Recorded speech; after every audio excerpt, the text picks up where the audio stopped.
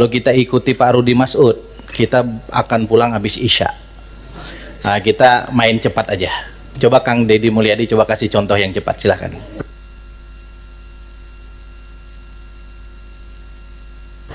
Baik, pimpinan yang saya hormati, kita langsung saja. Kita tahu bahwa daerah-daerah hari ini mengalami penurunan dana alokasi. Bahkan ada beberapa daerah yang hampir tidak lagi memiliki kemampuan untuk memenuhi kebutuhan dasar pembangunannya karena dihabiskan untuk belanja pegawai. Ada pengangkatan P3K memiliki implikasi terhadap terkurasnya dana alokasi pembangunan dan DAU.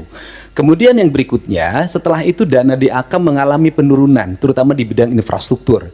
Ini memiliki implikasi yang cukup luas terhadap kinerja pembangunan di setiap daerah. Kalau data-datanya kita sudah sampaikan lah, nanti tinggal dilihat. Nah, seluruh problem itu menurut saya harus segera diselesaikan dalam kerangka kerja, dalam rekrutmen kepegawaian P3K yang sesuai dengan kualifikasi yang dibutuhkan oleh daerah. Saya berikan contoh misalnya, tidak semua menurut saya seleksi untuk P3K atau ASN itu harus melalui pendekatan seleksi digital. Kenapa? Karena ada beberapa spesifikasi pekerjaan yang itu tidak perlu digitalisasi. Sopir truk sampah itu nggak usah seleksi ASN menurut saya. Tukang sapu itu tidak usah. Tukang taman tidak usah. Tenaga office boy tidak usah, tenaga pengamanan tuh tidak usah. Apa sih dampaknya dari rekrutmen ini? Yang pertama dari sisi rekrutmennya terjadi rekrutmen ASN dan P3K, tetapi di sisi lain kebutuhan yang dibutuhkan oleh daerah dan provinsi itu tetap dilakukan. Pada akhirnya ngangkat lagi melalui outsourcing. Ini pertama pendekatan. Kemudian yang kedua, bahwa BUMD pasti kualifikasinya nanti data disampaikan, ada sehat, ada dalam kategori sehat banget, ada yang dalam kategori tidak sehat. Yang tidak sehat kami lagi lakukan audit investigatif, kemudian nanti akan dilakukan dua pilihan, diteruskan atau ditutup. Nah, problem dari BUMD itu di daerah itu satu saja, BUMD diisi oleh tim sukses. Itu problemnya, sehingga profesionalismenya dikesampingan. Rambu-rambu ini harus segera dibangun dengan baik. Terus kemudian yang berikutnya, ini Jawa Barat. Jawa Barat ini provinsi menurut saya paling aneh. Jumlah penduduknya hampir 50 juta, terbesar di Indonesia. Tetapi jumlah desanya kecil dibanding Jawa Tengah. Jumlah kelurahannya kecil dibanding Jawa Tengah. Jumlah kecamatannya kecil dibanding Jawa Tengah. Sehingga desa di Jawa Barat ada yang menanggung penduduk satu desa 150.000.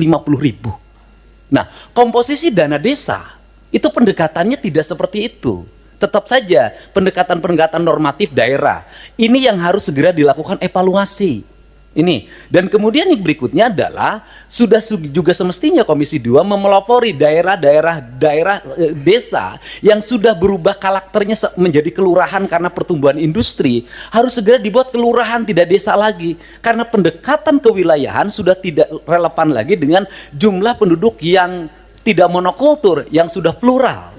Yang perlu dilakukan pendekatan birokratif bukan berdasarkan pendekatan politik. Ini yang harus dilakukan. Kemudian yang berikutnya adalah daerah menanggung beban apa lagi? Instansi vertikal seperti Kementerian Agama itu kewenangannya banyak banget, ngurus madrasah diniyah, madrasah sanawiyah, madrasah aliyah, masjid, pondok pesantren, tapi duitnya nggak bawa. Nah, pada akhirnya kalau gubernur tidak memenuhi, kalau bupati tidak memenuhi kebutuhannya, maka nanti akan dibenturkan dengan isu agama, tidak berpihak pada kepentingan umat. Padahal di satu sisi, dia masih memiliki kewajiban-kewajiban terhadap sekolah SD negerinya masih roboh, SMP negerinya masih roboh, SMA negerinya masih roboh. Nah, problem seperti ini kalau dibawa ke wilayah politik DPR, maka kita akan mendominasi kepentingan ini dibanding kepentingan internal kita, yang menjadi kewajiban dasar kita. Untuk itu nanti ke depan Kementerian Agama harus jelas. Kalau dia mengatakan bahwa masjid tanggung jawab Kementerian Agama, madrasah diniyah tanggung jawab Kementerian Agama, madrasah sanawiyah Kementerian Agama, madrasah aliyah negeri Kementerian Agama, termasuk juga madrasah aliyah swasta, pesantren adalah di bawah Kementerian Agama, uang di Kementerian Agama diperbanyak agar mereka bisa mandiri. Sehingga fiskal kabupaten, fiskal kota, fiskal provinsi sangat berimplikasi kuat bagi kesejahteraan publiknya dan bagi apa yang menjadi kewajiban dasarnya. Kemudian yang berikutnya adalah ini urusan otonomi di Jawa Barat. Lucu, ada kabupaten yang penduduknya 6 juta, Ada kota yang penduduknya hanya 250.000 tapi berbatasan. Saya berikan contoh misalnya, dulu di wilayah selatan karena waktu itu ketua komisi 2-nya itu dapilnya Ciamis, Banjar, Pangandaran, sehingga pertumbuhan otonominya cepat. Kabupaten Pangandaran, Kota Banjar, Kabupaten Ciamis. Tetapi di wilayah Bogor yang penduduk 6 juta sampai sekarang nggak berubah-ubah. Kemudian juga Kota Sukabumi berbatasan dengan Kabupaten Sukabumi. Kabupaten Sukabumi penduduknya banyak sekali, sedangkan Kota Sukabumi penduduknya kecil sekali. Kota Cirebon dengan Kabupaten Cirebon. Kota Cimahi berbatasan dengan Kabupaten Bandung, berbatasan Kabupaten Barat. Kotanya kecil sekali penduduknya. Tapi di sisi lain Kabupaten Bandung penduduknya besar sekali. Fiskal ini akan lahir tidak adil. Ada kota yang mendapat alokasi relatif baik, penduduknya sedikit. Ada kabupaten yang alokasinya tidak begitu besar, penduduknya besar. Pertanyaan saya adalah ke depan bisakah dibuat inisiasi penambahan jumlah wilayah untuk sebuah wilayah? Misalnya kalau Kabupaten Sukabumi susah sekali membuat daerah otonomisasi baru, bisakah sebagian dari wilayah Kabupaten Sukabumi diintegrasikan dengan kota Sukabumi, kotanya berubah jadi kabupaten? Ini percepatan untuk apa? Agar melahirkan rasa adil dalam percepatan pembangunan di Jawa Barat. Kemudian ke depan, bisakah dana alokasi umum standarnya bukan dari jumlah kabupaten, jumlah kota, jumlah desa, jumlah kelurahan? Bisakah standarnya adalah jumlah penduduk? Karena kalau pendekatannya hanya jumlah kota, jumlah kabupaten, jumlah kelurahan, maka Jawa Barat akan di bawah Jawa Tengah secara terus-menerus. Sedangkan beban residu akibat pertumbuhan industri berbatasan dengan ibu kota negara, berbatasan dengan Jakarta, itu memiliki implikasi luas dalam penanganan. Barangkali ini sebagai pengantar dari saya dalam pendekatan-pendekatan ke depan, dan ini amanah dari teman-teman di daerah. Semoga kebuntuan-kebuntuan ini bisa dilakukan percepatan-percepatan. Karena apa? Karena daerah diperlukan upaya-upaya kita untuk melakukan perubahan-perubahan, tidak boleh secara terus-menerus dengan pola monoton seperti ini. Nah, yang terakhir misalnya hari ini daerah harus beratraksi. Misalnya penurunan di sektor alokasi irigasi di BBWS. Itu kan harus ditutup lewat provinsi karena itu kebutuhan dasar pertanian, kemudian daerah aliran sungai, dan itu berdampak pada banjir. Nah, ini juga akhirnya kita banyak menutup kita ini, dan akhirnya berbagai kegiatan di daerah itu, berbagai kebutuhan di daerah yang sebenarnya itu menjadi kewenangan pusat, itu pada akhirnya juga ditutup lagi oleh daerah. Ditutup lagi oleh daerah.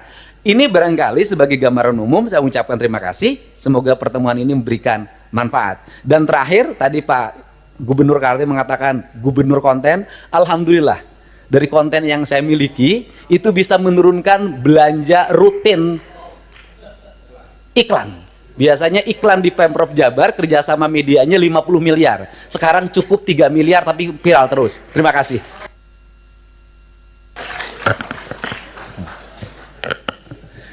Bu Wamen, dalam penyusunan PP tentang desain besar penataan otonomi daerah itu mungkin tadi masukan dari Gubernur Jawa Barat, dan saya kira nanti yang lain juga bisa memberi masukan.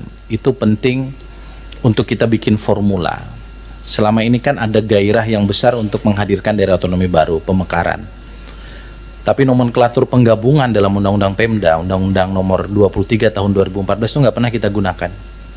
Kita mekar terus, gabungnya nggak pernah.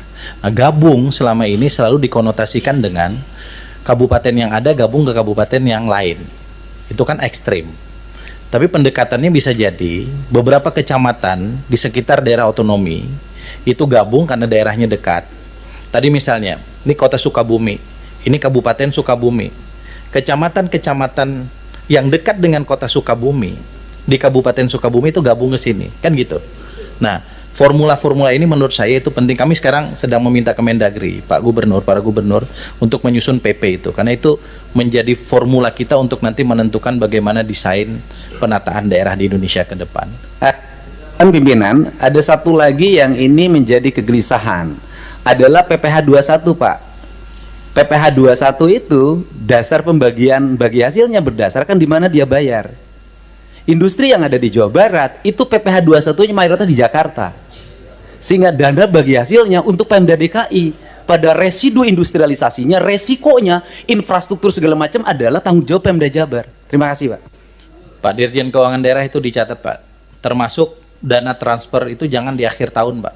Nanti kalau perlu nanti Dirjen Keuangan Kementerian Keuangan atas izin pimpinan kita undang ke sini. Karena kalau enggak itu jadi silpa terus seperti yang Kaltim dan semua nanti akan mengalami. Mereka dapat uang tapi nggak bisa digunakan. Nah, untuk apa? Kiri kanan sekarang ke kiri lagi. Gubernur Nusa Tenggara Barat, silakan.